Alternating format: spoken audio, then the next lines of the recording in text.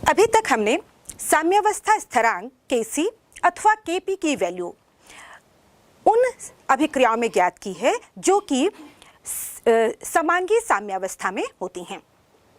अब हम Kc और Kp की वैल्यू उन अभिक्रियाओं के लिए ज्ञात करेंगे जिनमें कि विषमांग साम्यावस्था पाई जाती है।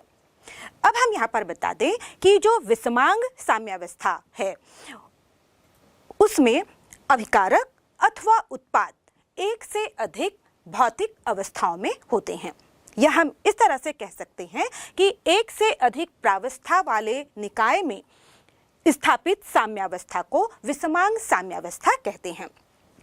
विषमांग साम्यावस्था भौतिक प्रक्रमों में भी हमें दिखाई देती है और रासायनिक प्रक्रमों में भी हमें दिखाई देती है। भौतिक प्रक्रमों का यदि हम उदाहरण लें तो हम यहाँ पर दे सकते हैं किसी भी बंद पात्र में जब कोई द्रव यानी कि मान लीजिए जल अपनी जलवाष्प के साथ जब साम्यावस्था में होता है तो यहाँ पर एक जो अवयव है वह द्रवीय अवस्था में है जबकि दूसरा अवयव यहाँ पर गैसीय अवस्था में होता है, और इस तरह से इन के बीच जो साम्यावस्था स्थापित होगी उसे हम विषमांगी साम्यावस्था कहेंगे। इसी तरह से हम एक और उदाहरण ले सकते हैं, जब किसी बंद निकाय में हम किसी ठोस का जलीय विलयन बनाते हैं उस समय जो ठोस पदार्थ होता है जब उसका संतृप्त विलयन बन जाता है उस स्थिति में ठोस तथा जो एक्वस सॉल्यूशन में उपस्थित आयन होंगे उनके बीच जो साम्यावस्था होगी तो वहां पर भी एक होगा यहाँ पर शुद्ध ठोस तथा दूसरे होंगे विलयन अवस्था में एक्वस फॉर्म में। तो इस तरह से इनके बीच भी जो साम्यावस्था स्थापित होगी उसे हम विषमांग साम्यावस्था कहेंगे। यहाँ पर हम बता दें कि विषमांग साम्यावस्था में जब हम इसको Kc का वैल्यू ज्ञात करते हैं उस समय हम ठोस तथा द्रव के जो शुद्ध ठोस और शुद्ध द्रव होते हैं उनके मोलर सांद्रण को इकाई मान लेते हैं। ऐसा इसलिए क्योंकि जो ठोस होते हैं या फिर शुद्ध द्रव होते हैं उनकी जो मोलर सांद्रता है इनकी मात्रा पर निर्भर नहीं करती है। यानी कि मान लीजिए हमारे पास 1 किलोग्राम का कोई ठोस है और यदि मैं इसे 4 भागों में बांट दूं तो प्रत्येक की जो मात्रा होगी वो 250 ग्राम होगी, लेकिन इस 250 ग्राम में भी जो एक निश्चित आयतन में अणुओं की संख्या होगी वह निश्चित होगी, यानी कि इनकी सांद्रता में कोई परिवर्तन नहीं होता है। यही कारण है कि जब हम विषमांगी साम्यावस्था में Kc या Kp का मान निकालते हैं उस समय हम यहाँ पर जो ठोस होंगे उनकी सांद्रता को इकाई मान लेते हैं। इसी तरह से अब हम रासायनिक विषमांग साम्यावस्था के कुछ उदाहरण देखते हैं। उदाहरण के लिए जब हम किसी बंद पात्र में कैल्शियम कार्बोनेट को गर्म करते हैं तो यह टूटकर कैल्शियम ऑक्साइड तथा कार्बन डाइऑक्साइड बनाता है। यहाँ पर हम देखें कि जो कैल्शियम कार्बोनेट है वह ठोस अवस्था में है, जो कैल्शियम ऑक्साइड है वह भी ठोस अवस्था में है, जबकि जो कार्बन डाइऑक्साइड है वह गैसीय अवस्था में है। तो यह भी एक विषमांग साम्यावस्था का उदाहरण हुआ। यहाँ पर जब हम इसके लिए Kc लिखेंगे तो Kc प्राप्त करने के लिए जब हम द्रव्यानुपातिक क्रिया का हम नियम इस पर लगाते हैं तो हमें ये जो व्यंजक प्राप्त होगा, एक्सप्रेशन होगा, वो होगा इस प्रकार से: कैल्शियम ऑक्साइड की मोलर सांद्रता गुणित कार्बन डाइऑक्साइड की मोलर सांद्रता बटे कैल्शियम कार्बोनेट की मोलर सांद्रता। अब लेकिन यहाँ पर हमें देखना है कि जो प्रोडक्ट है उसमें कैल्शियम ऑक्साइड यह ठोस अवस्था में है, इसी तरह से अभिकारकों में कैल्शियम कार्बोनेट ठोस अवस्था में है, तो इनकी सांद्रता को इकाई मान लिया जाएगा और इस तरह से यहाँ पर जो Kc होगा वह बराबर होगा केवल कार्बन डाइऑक्साइड जो कि गैसियस अवस्था में है उसकी मोलर सांद्रता के। तो इस तरह से हमें याद रखना है कि जब हम Kc लिख रहे हों या उस समय हमें देखना है कि जो हमारा साम्यावस्था दी गई है, जो रासायनिक समीकरण दी गई है उसमें यह समांगी साम्यावस्था का उदाहरण है अथवा विषमांगी साम्यावस्था का उदाहरण है। यहाँ पर एक बार पहले हम देखें, जब हम Kc का वैल्यू निकाल लेते हैं, यहाँ पर Kc इज इक्वल टू है कार्बन डाइऑक्साइड की मोलर सांद्रता, और इसी तरह से यहाँ पर जब हम Kp की वैल्यू निकालेंगे तो ये Kp की वैल्यू भी यहाँ पर हो जाएगी कार्बन डाइऑक्साइड की आंशिक दाब, Kp को हम किस प्रकार से एक्सप्रेस करेंगे, ये हो जाएगा कार्बन डाइऑक्साइड का आंशिक दाब। इस तरह से हम इसको दर्शाएंगे। यहाँ पर हम ले लें कि दूसरा जो इक्वेशन हम यहाँ पर ले रहे हैं वो है निकिल, जो कि धातु है, यह ठोस अवस्था में है। जब इसकी क्रिया हम गैसीय कार्बन मोनोऑक्साइड से कराते हैं तो यह परिवर्तित होकर कैल्शियम यहाँ पर टेट्रा कार्बोनिल निकिल का ये एक कॉम्प्लेक्स बनाता है। इस अभिक्रिया में भी हम देख रहे हैं कि जो निकिल है वह ठोस अवस्था में है, जबकि कार्बन मोनोऑक्साइड और टेट्रा कार्बोनिल निकिल ये वाष्प अवस्था में होते हैं। तो इसलिए इनके लिए जो Kc का वैल्यू हो जाएगा वह भी हो जाएगा, इसमें निकिल की मोलर सांद्रता को हम इकाई मान लेंगे और इस तरह Kc को हम एक्सप्रेस करेंगे टेट्रा कार्बोनिल निकिल की मोलर सांद्रता बटे कार्बन डाइऑक्साइड की मोलर सांद्रता से। इसी तरह से एक और उदाहरण हम लेते हैं, बहुत ही सरल उदाहरण है। यहाँ पर हम ले रहे हैं सिल्वर का ऑक्साइड। यहाँ पर सिल्वर ऑक्साइड जब नाइट्रिक एसिड से इसकी क्रिया होती है तो यहाँ पर ये बनता है सिल्वर का नाइट्रेट और साथ में बनता है जल। यहाँ पर हम देख रहे हैं कि जो सिल्वर का ऑक्साइड है वह ठोस अवस्था में है, नाइट्रिक अम्ल एक्वस सॉल्यूशन उसका जलीय विलयन लिया जाएगा। सिल्वर नाइट्रेट ये भी हमें अवक्षेप के रूप में मिलेगा, यहाँ पर ये भी एक्वस सॉल्यूशन में होगा और जो जल मिलेगा वह द्रव अवस्था में मिलेगा। और इस तरह से यहाँ पर हम सिल्वर ऑक्साइड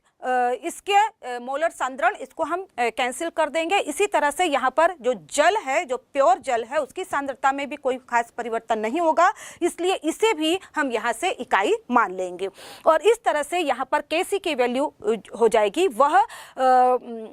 यहाँ पर सिल्वर नाइट्रेट की मोलर सांद्रता की घात 2 और डिवाइडेड बाय नाइट्रिक एसिड की मोलर सांद्रता की घात 2। तो इस तरह से Kc को हम यहाँ पर अभिव्यक्त करेंगे। तो यहाँ पर हमें ध्यान देना है कि जब भी हम Kc की वैल्यू ज्ञात करें तो ये देखना है कि जो अभिक्रिया साम्यावस्था उत्क्रमणीय अभिक्रिया दी गई है वह समांगी साम्यावस्था है अथवा उसमें विसमांगी साम्यावस्था है। इसके पश्चात यहाँ पर हमने Kc और Kp से संबंधित बहुत सी जानकारियां प्राप्त कर ली हैं। अब यहाँ पर हम साम्यावस्था स्थिरांक Kc के कुछ अनुप्रयोग जानेंगे। तो सबसे पहले यहाँ पर हम जानते हैं Kc के अनुप्रयोग क्या क्या हैं। हम जानते हैं कि जो Kc होता है वह हमें प्राप्त होता है फॉरवर्ड अभिक्रिया के वेग स्थिरांक को बैकवर्ड अभिक्रिया के वेग स्थिरांक से डिवाइड करने पर, यानी कि हमें Kc इज इक्वल टू होता है Kf बाई Kb से। इसी तरह से यहाँ पर जो साम्यावस्था स्थिरांक Kc है हम उसे इस प्रकार से भी परिभाषित करते हैं कि निश्चित तापमान पर साम्यावस्था में किसी बंद पात्र में जब कोई क्रिया कराई जाती है उस स्थिति में अभिकारकों उत्पादों के सक्रिय द्रव्यमानों के गुणनफल तथा अभिकारकों के सक्रिय द्रव्यमान के गुणनफल के अनुपात को हम साम्यावस्था स्थिरांक कहते हैं। साम्यावस्था स्थिरांक से हमें बहुत सी जानकारी प्राप्त होती है और साम्यावस्था स्थिरांक से हमें कौन कौन सी जानकारी प्राप्त होती है इसे जानने के पहले हम साम्यावस्था स्थिरांक Kc के कुछ गुण जान लेते हैं, इसके लक्षण जान लेते हैं। जैसे कि हमने जाना है कि जो Kc का वैल्यू है हम तभी ज्ञात कर सकते हैं जब अभिक्रिया साम्यावस्था में हो। और यहाँ पर भी हम ध्यान दें कि जो साम्यावस्था पर अभिकारकों तथा उत्पादों की मोलर सांद्रताएं जब स्थिर होंगी तभी हम Kc की वैल्यू प्राप्त कर सकते हैं। साथ ही साथ हम ये बता दें कि साम्यावस्था स्थिरांक Kc का मान कभी भी अभिक्रिया के प्रारंभिक सांद्रण पर निर्भर नहीं करता है और ना ही उस पथ पर निर्भर करता है जिस पथ के द्वारा या जिस पथ का अभिगमन करके साम्यावस्था प्राप्त की गई हो। इसके अलावा हम ये भी बता दें कि जो साम्यावस्था स्थिरांक है इसका मान उत्प्रेरक के द्वारा भी प्रभावित नहीं होता है। इसके अलावा साम्यावस्था स्थिरांक का मान तापमान से प्रभावित होता है। यदि किसी निश्चित तापमान पर हम साम्यावस्था स्थिरांक लेते हैं तो इसका मान विशिष्ट होगा, और यदि हम तापमान बदल देते हैं तो इस स्थिति में साम्यावस्था स्थिरांक का मान भी बदल जाता है। प्रयोगों के द्वारा यह देखा गया है कि जो साम्यावस्था अभिक्रियाएं, जो उत्क्रमणीय अभिक्रियाएं होती हैं, उनमें प्रायः ऊष्माशोषी अभिक्रियाओं के लिए साम्यावस्था स्थिरांक का मान अधिक होता है, जबकि ऊष्माक्षेपी अभिक्रियाओं के लिए साम्यावस्था स्थिरांक का मान कम होता है। इसे हम इस प्रकार से समझ सकते हैं। मान लीजिए हमारे पास कोई अभिक्रिया है A + B = C + D। इसके लिए जब हम Kc की वैल्यू लिखेंगे यहाँ पर, तो यहाँ पर हम जानते हैं कि ये प्रोडक्ट के या जो उत्पादों की मोलर सांद्रता डिवाइडेड हो जाएगी ये अभिकारकों की मोलर सांद्रता के। तो यहाँ पर हम देख रहे हैं कि जब यह अभिक्रिया में जब हम ऊष्माशोषी अभिक्रिया के लिए लेते हैं तो वहाँ पर यदि हम तापमान किस अभिकारकों को देते हैं, यानी कि यहाँ पर जो A + B के साथ हमें तापमान जोड़ना होता है, और यदि हम यहाँ पर तापमान देंगे ऊष्माशोषी अभिक्रियाओं में तो निश्चित रूप से जो अभिकारक हैं वो उत्पाद की ओर बढ़ेंगे। और हम जानते हैं Kc का मान उत्पादों की मोलर सांद्रता पर निर्भर करता है, और उत्पादों की मोलर सांद्रता बढ़ेगी तो Kc का मान भी बढ़ जाएगा। इसी तरह से यदि दूसरी ओर जो ऊष्माक्षेपी अभिक्रिया होगी उसके लिए जब हम एक्सप्रेशन लिखेंगे तो वो होगा A + B reversible C + D + Q, यानी कि यहाँ पर अब हम देख रहे हैं कि जो ऊष्मा है वह प्रोडक्ट की तरफ है, और जब ऊष्मा उत्पादों की तरफ होगी तो उस समय अब उत्पाद मिलकर अभिकारक बनाएंगे, और इस स्थिति में क्योंकि उत्पादों की मोलर सांद्रता में कमी आ जाएगी क्योंकि वो अभिकारकों में परिवर्तित हो रहे होंगे, और इसलिए Kc का मान जो कि उत्पादों की मोलर सांद्रता के समानुपाती होता है कम हो जाएगा। तो इस तरह से हम देखते हैं कि जो साम्यावस्था स्थिरांक है उसका मान तापमान से प्रभावित होता है। तो इस तरह से साम्यावस्था स्थिरांक के लक्षण जान लेने के पश्चात आइए अब हम इनके अनुप्रयोग को जानते हैं। रासायनिक साम्यावस्था में हम देखें कि जो साम्यावस्था स्थिरांक है उसके मुख्य रूप से 3 अनुप्रयोग हैं। साम्यावस्था स्थिरांक का सबसे पहला अनुप्रयोग है साम्यावस्था स्थिरांक के परिमाण के आधार पर हम किसी भी रासायनिक उत्क्रमणीय अभिक्रिया की सीमा का अनुमान लगा सकते हैं। दूसरा अनुप्रयोग है अभिक्रिया की दिशा का पता लगा सकते हैं, और तीसरा अनुप्रयोग है साम्यावस्था सांद्रण की। यदि हमें अभिक्रिया के प्रारंभिक सांद्रण का मान पता हो तो हम साम्यावस्था सांद्रण का मान भी ज्ञात कर सकते हैं। किस प्रकार से, इसे हम एक एक करके देखते हैं। तो पहला अनुप्रयोग है अभिक्रिया की सीमा का अनुमान लगाना। हम जानते हैं कि साम्यावस्था स्थिरांक का यदि मान हमें पता हो, आंकिक मान यदि हमें पता हो तो हम उसकी सहायता से अभिक्रिया की सीमा को प्राप्त कर सकते हैं। ये जान सकते हैं कि अभिक्रिया कितनी हो चुकी है। लेकिन यहाँ पर हम बता दें कि इसकी सहायता से हम अभिक्रिया के होने की दर, किस गति से हुई है अभिक्रिया, इसके बारे में जानकारी हमें प्राप्त नहीं होगी, क्योंकि हम जानते हैं Kc बराबर होता है उत्पादों की मोलर सांद्रण का गुणनफल डिवाइडेड बाय अभिकारकों की मोलर सांद्रता के गुणनफल का अनुपात। तो इस तरह से यदि हम देखें कि यदि Kc का मान अधिक है, किसी अभिक्रिया के लिए Kc का मान अधिक होता है, तो यह सीधे दर्शाता है कि यहाँ पर उत्पाद का मान भी अधिक है, और यह दर्शाता है कि यहाँ पर जो अभिक्रिया है वह फॉरवर्ड डायरेक्शन में जा रही है और पूर्ण भी हो सकती है।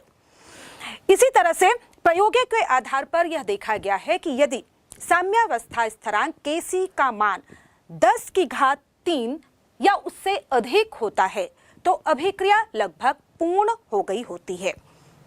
उदाहरण के लिए जैसे हम यहाँ पर देख सकते हैं, यदि एक उदाहरण है 500 केल्विन पर हाइड्रोजन गैस तथा ऑक्सीजन गैस इनकी आपस में जो क्रिया होती है उसके लिए और जिसके फलस्वरूप ये जल का निर्माण करते हैं, इसके लिए Kc का मान होता है 2.4 इंटू 10⁻47, जो कि 10⁻³ की तुलना में बहुत अधिक है। तो यह दर्शाता है कि इस तापमान पर हाइड्रोजन तथा ऑक्सीजन आपस में मिलकर जल का निर्माण करेंगे और वह क्रिया पूर्ण हो जाएगी। इसी तरह से दूसरा उदाहरण ले सकते हैं। यहाँ पर हम 300 केल्विन तापमान पर हाइड्रोजन गैस तथा क्लोरीन गैस आपस में मिलकर हाइड्रोजन क्लोराइड बनाते हैं और इसके लिए साम्यावस्था स्थिरांक Kc का मान होता है 4.0 इंटू 10⁻31। यह भी दर्शाता है, क्योंकि यहाँ पर Kc का मान काफी अधिक है, जो दर्शाता है कि इस तापमान पर यह अभिक्रिया पूर्ण हो जाएगी। इसी तरह से और उदाहरण है 300 केल्विन पर हाइड्रोजन गैस तथा ब्रोमीन आपस में मिलकर हाइड्रोजन ब्रोमाइड बनाते हैं और इसके लिए Kc का मान होता है 5.4 इंटू 10⁻18 और यह भी दर्शाता है कि इस तापमान पर यह अभिक्रिया पूर्ण हो जाएगी। इसके अलावा यदि Kc का मान 10⁻³ से नीचे होता है और इस स्थिति में यह जो दर्शाता है कि यहाँ पर जो उत्पाद हैं वह प्राप्त नहीं होंगे या बहुत कम होंगे। जैसे कि यहाँ पर हम उदाहरण ले रहे हैं, यहाँ पर दिया हुआ है 500 केल्विन पर जल का वियोजन जब हम करते हैं, जिसके फलस्वरूप हमें हाइड्रोजन गैस और ऑक्सीजन गैस मिलती है। इस अभिक्रिया के लिए 500 केल्विन पर Kc का मान होता है केवल 4.1 इंटू 10⁻⁻48, जो कि 10⁻³ की कंपेयर में बहुत बहुत कम है और यह दर्शाता है कि इस तापमान पर कभी भी जल का वियोजन नहीं हो पाएगा। इसी तरह से एक और उदाहरण हम ले रहे हैं 298 केल्विन पर या हम कह सकते हैं 25 डिग्री सेंटीग्रेड पर जब हम नाइट्रोजन गैस और ऑक्सीजन गैस का योग कराते हैं और हम प्राप्त करना चाहते हैं नाइट्रिक ऑक्साइड गैस, तो इस अभिक्रिया के लिए Kc का मान होता है 4.8 इंटू 10⁻31, जो कि बहुत कम है, जो कि यह दर्शाता है कि इस तापमान पर यह अभिक्रिया नहीं होगी या बहुत कम हमें उत्पाद प्राप्त होगा। इसी तरह से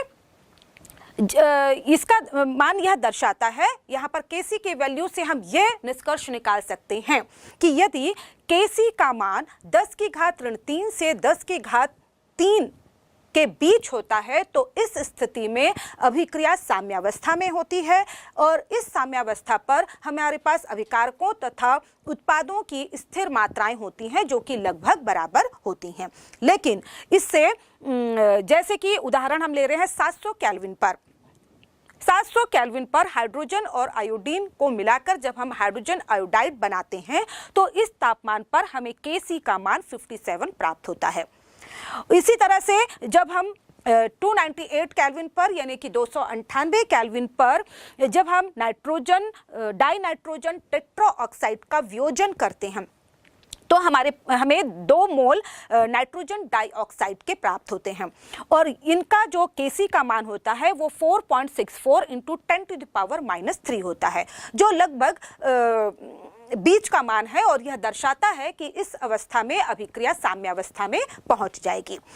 तो इस तरह से हम Kc के मान के आधार पर अभिक्रिया की सीमा, कितनी अभिक्रिया कंप्लीट होगी अथवा नहीं होगी, इस सीमा का पता ज्ञात कर सकते हैं, यानी कि किसी भी अभिक्रिया के एक्सटेंट का मान हम प्राप्त कर सकते हैं। इसके बाद हम देखते हैं साम्यावस्था स्थिरांक के मान का दूसरा अनुप्रयोग। किसी भी अभिक्रिया की दिशा का बोध होने के लिए हमें किसी भी अभिक्रिया के Kc के मान के साथ साथ हमें अभिक्रिया भागफल यानी कि QC का मान भी पता होना चाहिए। और हम जानते हैं कि मान लीजिए हमारे पास एक अभिक्रिया है जिसमें कि A के A मोल B के B मोल से अभिक्रिया करते हैं और C के C मोल तथा D के D मोल बनाते हैं। इस अभिक्रिया के लिए हम जानते हैं कि किसी भी स्थिति में, साम्यावस्था स्थिति के अतिरिक्त अन्य किसी भी स्थिति में जब हम उत्पादों की मोलर सांद्रता तथा अभिकारकों की मोलर सांद्रता का अनुपात ज्ञात करते हैं तो उसे हम अभिक्रिया भागफल कहते हैं तथा उसे हम QC से दर्शाते हैं। तो यहाँ पर इस अभिक्रिया के लिए Kc का मान होगा C की सक्रिय द्रव्यमान का घात C गुणित D के सक्रिय द्रव्यमान का घात D बटे A के सक्रिय द्रव्यमान का घात A गुणित B के सक्रिय द्रव्यमान का घात B। इसी तरह से यही मान यहाँ पर साम्यावस्था पर जब हम इन उत्पादों की मोलर सांद्रताओं का गुणनफल तथा अभिकारकों की मोलर सांद्रताओं का गुणनफल का अनुपात लेते हैं तो साम्यावस्था पर यह अनुपात साम्यावस्था स्थिरांक यानी कि Kc के द्वारा प्रदर्शित किया जाता है। अब यहाँ पर हम देखें कि QC तथा Kc की सहायता से हम किस प्रकार से अभिक्रिया की दिशा पता कर सकते हैं। यदि हमारे पास QC का मान कम है जबकि Kc का मान अधिक है, उस स्थिति में हम देखें यहाँ पर हम ले सकते हैं बीच में साम्यावस्था की स्थिति यदि हमारे पास है और QC का मान कम है तो हम समझ सकते हैं कि इस स्थिति में अभिकारक आपस में और अधिक क्रिया करके साम्यावस्था की ओर बढ़ने का प्रयास करेंगे, यानी कि अभिक्रिया अग्र दिशा की ओर या फॉरवर्ड डायरेक्शन में आगे बढ़ेगी। दूसरी ओर यदि यहाँ पर हमारे पास QC का मान अधिक है Kc के मान से, इसका मतलब यह है कि यहाँ पर जो साम्यावस्था स्थापित होने के पश्चात जो QC है यानी कि उत्पादों की मात्रा अधिक हो गई है। इस स्थिति में अब उत्पाद आपस में क्रिया करके अभिकारक में परिवर्तित होना चाहेंगे या फिर हम कहें साम्यावस्था की ओर लौटना चाहेंगे और इस स्थिति में यहाँ पर जो अभिक्रिया होगी वह बैकवर्ड दिशा में चलेगी या प्रतीप दिशा में चलेगी। तो इस तरह से हम देख सकते हैं कि यदि QC का मान कम है तो अभिक्रिया अग्र दिशा में चलेगी, जबकि यदि QC का मान Kc के मान से अधिक है उस दिशा में अभिक्रिया प्रतीप दिशा की ओर चलेगी। और जैसे ही QC तथा Kc का मान समान हो जाता है तो हम यह कहेंगे कि उस स्थिति में साम्यावस्था स्थापित हो जाएगी। इसे हम उदाहरण के द्वारा भी समझ सकते हैं। हमारे पास एक उदाहरण है जिसमें है हाइड्रोजन गैस आयोडीन की गैस के साथ क्रिया करके हाइड्रोजन आयोडाइड बनाते हैं और यहाँ पर जो अभिक्रिया है उसका तापमान है 700 केल्विन। इस अभिक्रिया के लिए Kc का मान दिया गया है वह है 57.0 और अब इसकी सहायता से Kc और QC दोनों के मानों की तुलना करके हम ये पता कर सकते हैं कि अभिक्रिया किस दिशा में आगे बढ़ेगी। तो यहाँ पर इस अभिक्रिया के लिए हाइड्रोजन की मोलर सांद्रता दी गई है वो है 0.10 मोलर। इसी तरह से आयोडीन की मोलर सांद्रता दी गई है 0.20 मोलर। इसी तरह से हाइड्रोजन आयोडाइड की मोलर सांद्रता दी गई है 0.40 मोलर। इसकी सहायता से जब हम Kc की गणना करते हैं तो यहाँ पर हमें Kc की वैल्यू जो प्राप्त होगी ऊपर हम रखेंगे 0.40 जो कि हाइड्रोजन आयोडाइड की मोलर सांद्रता है, इसका घात होगा 2। इस बटे में आ जाएगा हाइड्रोजन की मोलर सांद्रता 0.10 और साथ ही साथ गुणा हो जाएगा आयोडीन की मोलर सांद्रता से जो कि है 0.20 और इस तरह से QC का मान हमें प्राप्त होता है 8.0 जो कि साम्यावस्था स्थिरांक जो कि 57.0 है उसकी तुलना में बहुत कम है। और यह दर्शाता है कि यहाँ पर जो अभिक्रिया होगी वह अग्र दिशा में होगी, यानी कि हाइड्रोजन गैस और आयोडीन गैस आपस में क्रिया करेंगे और अधिक से अधिक मात्रा में हाइड्रोजन आयोडाइड का निर्माण करेंगे और यह अग्र दिशा में होने वाली क्रिया तब तक जारी रहेगी जब तक कि QC का मान Kc के मान के बराबर नहीं हो जाता, यानी कि अभिक्रिया भागफल का मान साम्यावस्था स्थिरांक के बराबर नहीं हो जाता। तो इस तरह से इसके आधार पर हम किसी भी अभिक्रिया के दिशा का ज्ञान प्राप्त कर सकते हैं।